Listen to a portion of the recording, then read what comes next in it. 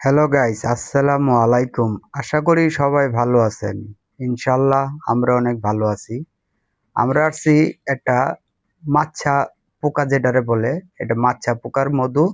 এটা হইছে একটা পানির টাঙ্কির ভিতরে। আগে কুয়া ছিল, ওই কুয়ার ভিতরে হইছে।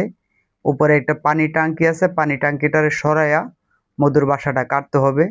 আশা করি ভিডিওটা সম্পূর্ণ দেখবেন, আমাদের পাশে থাকবেন, আমাদের পেজটি সাবস্ক্রাইবার করে পাশে থাকবেন।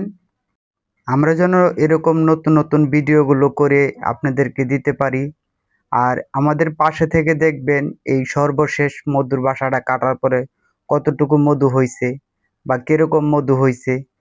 পাশে থাকবেন, আমাদেরকে সাপোর্ট করবেন। আমরাও সর্বোচ্চ চেষ্টা করব ভালো ভালো ভিডিওগুলো আপনাদের সামনে দেওয়ার জন্য। তো সর্বদাই আমরা সবসময় চেষ্টা করি এই এরকম পিওর গাছ কাটা মধু ভিডিওগুলো আপনাদেরকে দেওয়ার জন্য।